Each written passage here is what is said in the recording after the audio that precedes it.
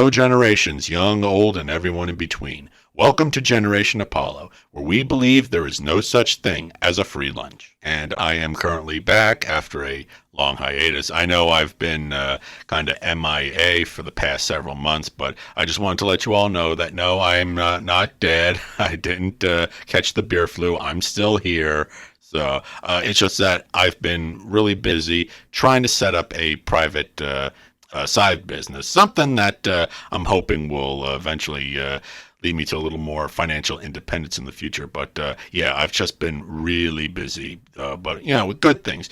Good things that are hopefully going to be coming in the not too distant future. Anyway, so today I wanted to chime in and add my 2 cents on the anti-work movement that's been getting a lot of attention lately. For those of you who don't know what that is or haven't heard of it by now, the anti-work movement is a Reddit thread that originally started as a place for people to post screenshots of emails or texts where they reached their breaking point and basically just quit their jobs and told off their horrible bosses in absolutely epic fashion. And since we've all had our fair share of horrible bosses, I think it's safe to say that's something that most of us would absolutely enjoy reading. But as the thread grew, it was soon hijacked by a fringe minority espousing some rather extreme ideas like, nobody should have to work, like, at all, ever. And not just menial work, but all work. And now, this thread is getting some well-deserved ridicule, which forced it to go private until the mods could sort out the resulting dumpster fire of a mess. So, I wanted to cover this topic because not only does this make my generation look bad, which absolutely makes it my business, but there's also a few other valuable lessons we can learn from this. But before I do that, if you're new to the channel and you enjoy my content, please consider subscribing as that would definitely help me out and I would greatly appreciate it. And second, if you're not subscribed to me on alt tech platforms, there will be a pinned comment with links to my other pages on BitChute, Odyssey, and Rumble. So if you're not following me on those sites, please consider doing so. All right then, so we're talking about how the anti-work thread has completely devolved into this cesspool of total extreme anti-work rhetoric. But it's important to realize and remember that this isn't how this thread started out. Originally, it was a place for people to post about how they told off their horrible bosses and quit in an absolute blaze of fuck you glory. I've definitely had a few horrible bosses myself that I wish I had had the courage to tell them to go to hell. You know the kind of bosses I'm talking about. The sociopathic, narcissistic control freaks that constantly breathe down your neck and interrupt your work to ask, when is the work going to be done? Or how about the ones that want you to waste your time and gas commuting through rush hour traffic to come into the office when you know for a fact that you could have easily done your job remotely and still been productive? Or how about my personal favorite, the one boss that knew you were planning to take a vacation on a certain date because you gave that person several weeks of advance notice. Then they schedule you on that day anyway at the last minute because despite having had plenty of time to find someone else to cover that shift, they drop the ball and now expect you to sacrifice and work your ass off to cover for their incompetence. We've all been there at some point, right? I mean, we've all wanted to tell those bosses where to stick their job. Well, that's what a lot of people have been doing lately, as they're finally starting to reach their breaking point and taking the advice that society has been spewing back at them for years, and that being, well, if you don't like your job, then just quit and go find a better one. And that's exactly what many people have been doing, especially in the service sector, where jobs are mostly thankless and tend to be very low paying. And this mass exodus has caused a noticeable labor shortage, which has forced many businesses to limit their operating hours or even close down entirely because they just don't have any staff. And in response, we now have some employers saying that this is because people are lazy and don't want to work. And since the anti-work movement has become associated with fringe loonies who think that nobody should ever have to work, well, that's definitely not helping things either. So now I want to put everything in perspective for all you watching, because it's not as simple as, people not wanting to work because they're lazy and sitting at home collecting free government money. So first off, let me start by saying I applaud those of you who are quitting your shitty jobs and finding better ones. We're way past due for the working class to finally say enough already and stop tolerating toxic working environments, insultingly low pay, incompetent and or sociopathic managers, and ever-increasing stress. And for those of you who are saying, but they're the job creators. Okay, yes, I am well aware that employers fill a very important role. I'm not denying that. What I am saying is that the scales have been horribly imbalanced toward employers for far too long, and a major rebalancing is coming, which means many employers are getting a much needed reality check. And if you don't believe me, look at how many fast food places and warehouses were willing to pay $15 to $20 an hour, plus hiring bonuses as high as $500 in some places, all because they were so desperate for workers. This would have been unimaginable just 2 years ago. So if you were smart enough to take advantage of that, you had a golden, once-in-a-lifetime opportunity to secure a low-skill job at a salary that you otherwise never would have been able to get. Now, those people are locked into a higher wage and they have room to expand, while those who decide to sit on their lazy asses and collect free government checks missed out, and they'll be the last ones to be hired back. And for those of you who are hesitant to return to the job market because you're just tired of being treated like crap by both employers and customers, on top of being paid poverty wages, I can certainly understand where you're coming from. I mean, anyone who's worked a service job in the last couple decades, you've probably noticed that basic civility and mannerisms among the general public are, well, pretty much non-existent these days.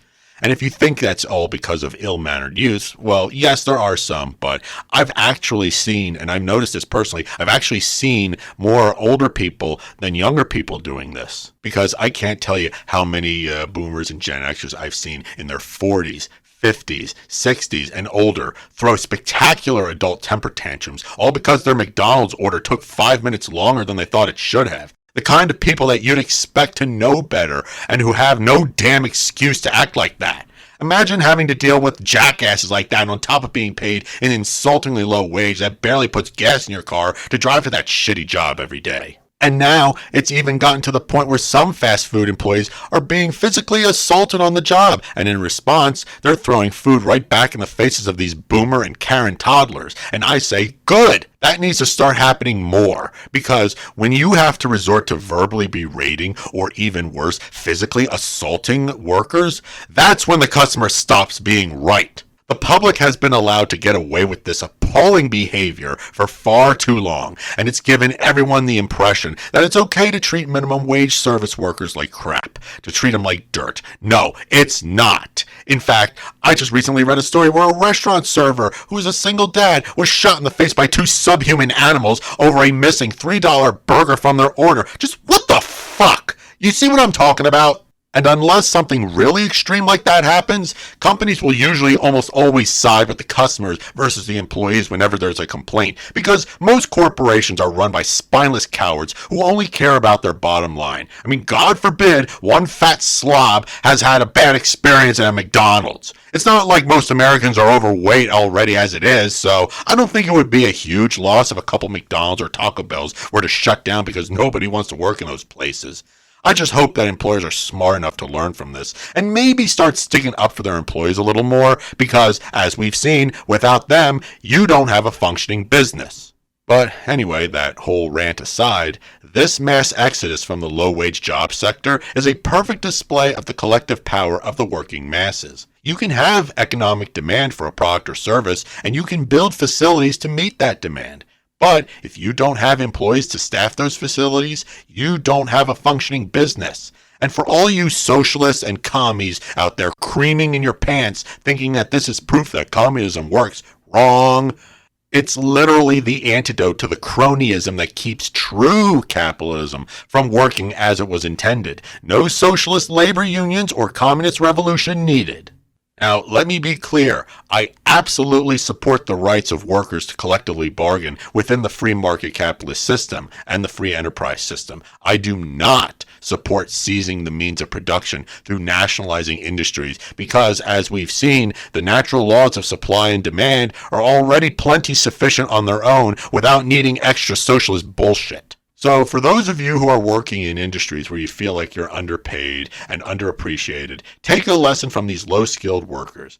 Back when the fight for 15 was taking off, I remember reading about fast food workers in New York, I think it was. They were petitioning for $15 an hour minimum wage, and they won. Now, this pissed off a lot of EMT workers because suddenly the fast food workers were nearly on par with them in terms of salary. So I can certainly understand their sentiment, considering that their work is much more essential and physically demanding than working at McDonald's. But one EMT worker voiced his opinion where, instead of harboring resentment, he actually congratulated the fast food workers on their achievement. His reasoning was that the fast food workers put in the effort and work to achieve their higher minimum wage, so they rightfully earned it. He suggested that instead of getting angry at burger flippers, his fellow EMT workers should learn from them and do what they did, especially since they're providing an important service. And you know what? I totally agree with that. So, if you're an EMT worker, a truck driver, a laborer, or any one of the other underappreciated workers that keeps our society functioning, don't be mad at your lower skilled or lower paid counterparts. Take this as a sign that many of you are overdue for a raise as well. So instead of resenting workers whom you deem to be less essential than you, a more productive use of your time and energy would be to start standing up for your own interests. Because the problem isn't that low-skilled burger flippers are now making more.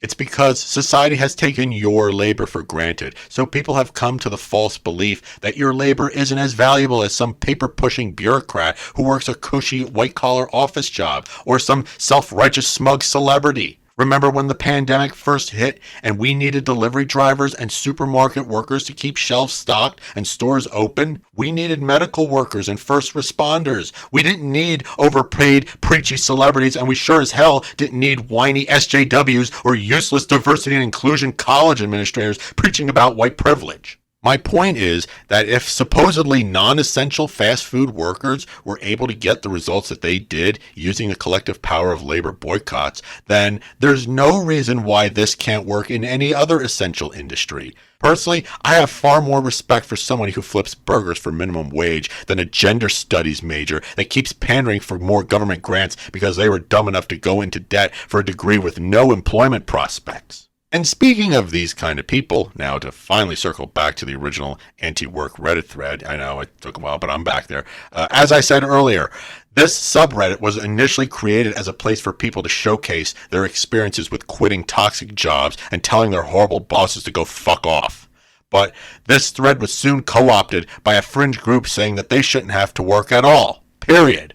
That's fucking insane, because if nobody works, then who the hell do these idiots think will keep their utilities working? Who's going to grow the food we eat? And who's going to build all the products and technologies we use? And of course, the anti-work lunatics have no answer for that. And you know why? Because they're basically communists. And we all know communists are the people who are basically allergic to work. Does this surprise any of you? I'm not surprised, because who else would you expect to say something so stupid like that?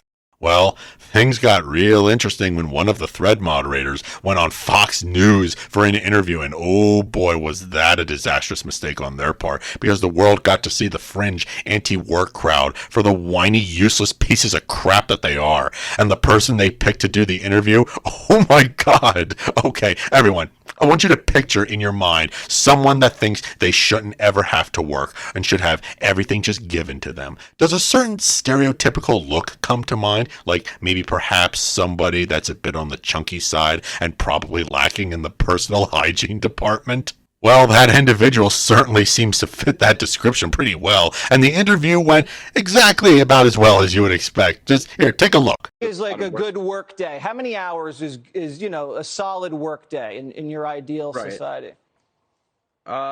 Sure. I mean, I think as much as people want. I mean, I personally work. I have like a 25 hour work weeks, which I think is fairly good. So I would like less work hours. And what do you do, Doreen? I'm a dog walker. A dog walker. Okay. Yes. And how? So how old are you, if you don't mind me asking? Sure, I'm 30. You're 30. Okay. And is there something you want to do besides being a dog walker? Do you aspire to do anything more than dog walking, or is that kind of your pinnacle? I love working with dogs. If I had to do this for the rest of my life, I wouldn't be super complaining. Dogs are wonderful animals. But I would love to teach. I would love to, work with people and stuff like that. What would you teach, Doreen? Philosophy mostly. Philosophy. Just introduction to philosophy, critical thinking, reason, stuff like that. Okay. Well, I would love to take your class, Doreen. I would just be taking notes the whole time. And you know what? A professor's a very similar schedule than something that you're imagining. So I think that actually might work perfectly for you. Listen, I think this might not be the greatest idea, but who am I to judge? To each their own, they say. It's a free country. Sure. Not everything's free, You know, but it is a free country. Thank you so much. Sure. We got to run. We got to pay the bills. The interview was such a disaster for the anti-work community that they immediately fired that mod and set the Reddit thread to private just to stop the resulting wave of trolls that came to mock them, and deservedly so, because these lazy morons have stupid ideas that absolutely deserve to be made fun of. I mean, consider this. If you washed up alone on a desert island where there was no capitalism, you'd still have to work to find food and build shelter so you don't die of starvation or exposure. I mean, this proves that the need to work isn't the result of capitalism. It's nature. Capitalism is merely a system for allocating scarce resources based on supply and demand. It enshrines the right to private property ownership and rewards those with the most desirable skills who provide the most mutual benefit to the community. In other words, it's a system that rewards the survival of the best. So, obviously, capitalism isn't equal, but neither is nature, which capitalism is a reflection of. That's why commies hate it so much, because they don't want to work and they can't handle the reality that equality isn't a concept that exists in nature. So, until we have the Star Trek replicators that can make anything we want appear out of thin air, we're going to have to work, because the anti-work idiots sure as hell aren't going to put into work to build those machines.